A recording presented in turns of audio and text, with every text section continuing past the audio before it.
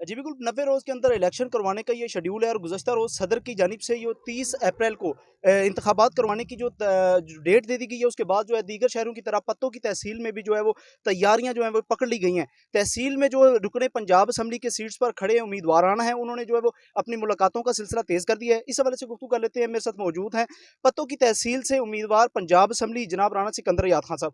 राना साहब शुक्रिया आपके वक्त का। एक तो 15 डेट को जो है मरियम नवाज साहब आप पत्तों की में इधर फूलनगर में आ रही हैं, उस हवाले से आपकी क्या तैयारियां, और आप इलेक्शन लड़ने जा रहे हैं उम्मीदवार बनाए पंजाब असम्बली, तो क्या तैयारियां आपकी 90 दिन के अंदर इलेक्शन होने जा रहा है? बिस्मिल्लाहिर्रहमानिर्रहीम जी। As a political worker, coming to your question number one कि इलेक्शन की क्या तैयारियां हैं, तो मैं ये बताना चाहता हूँ कि हम अवाम के अंदर रहते हैं 5 साल, और ये मेरा अपना पर्सनल ओपिनियन है कि इलेक्शन विद इन 90 डेज होना चाहिए।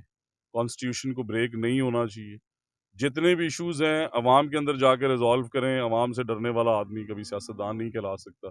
और मैं 100% पार्टी की जो क़यादत है उनके सिग्नल्स का वेट कर रहा हूँ। राना साहब, आपने मेरे दूसरे क्वेश्चन का जो है वो आंसर पहले ही दे दिया है, चूँकि महँगाई बहुत ज़्यादा है। आप मुस्लिम लीग नून के बतौर डिस्ट्रिक्ट प्रेज़िडेंट की हैसियत से भी काम कर रहे हैं। तो क्या कहेंगे आप पाकिस्तान तहरीक-ए-इंसाफ के दौरान हुकूमत में पाकिस्तान मुस्लिम लीग नवाज़ का जो बयानिया हिट हुआ था, वो ये था कि महँगाई के खिलाफ निकलो, महँगाई। अब जो पाकिस्तान मुस्लिम लीग नवाज़ की हुकूमत चल रही है और इसके अंदर महँगाई एक बहुत ज़्यादा, वहाँ से वो पीटीआई दौर के अंदर बहुत कम थी, जो कि अब बहुत ज़्यादा हो चुकी है। तो क्या कहेंगे इस हवाले से, ये बयानिया आपका लूज़ नहीं हुआ, वोट बैंक कम नहीं हुआ इस हवाले से? देखिए, मेरी गुजारिश ये है कि नंबर वन, पीटीआई के दौर में ये काम नहीं हुए थे। पीटीआई ने पाकिस्तान की तारीख के सबसे ज्यादा कर्जे लिए हैं, $24 billion. And I don't know किधर ना को मोटरवे बनवाई है और ना को पावर प्लांट्स लगाए हैं। तो राना साहब, लास्ट में ये कि हमारा ये न्यूज़ चैनल जो है वॉइस न्यूज़, अल्हम्दुलिल्लाह जो चंद ही हफ्ते कबल जो है लॉन्च हुआ है, और अभी तक वो पाकिस्तान के बेहतरीन सैटेलाइट न्यूज़ चैनल्स में एक जाना जा रहा है। तो इस हवाले से आप हमारे चैनल के लिए वाले से ये क्या कहेंगे आप?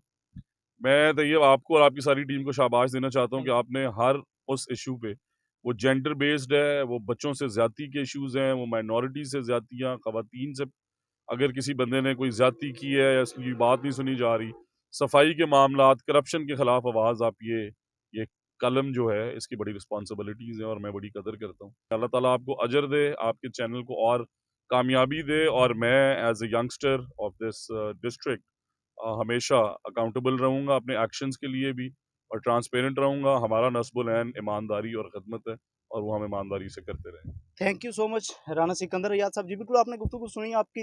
राना सिकंदर याद खान डिस्ट्रिक्ट कसूर के मुस्लिम लीग नवाज़ के प्रेज़िडेंट हमारे साथ मौजूद थे। उन्होंने जो है वो हल्का NA 181 जो है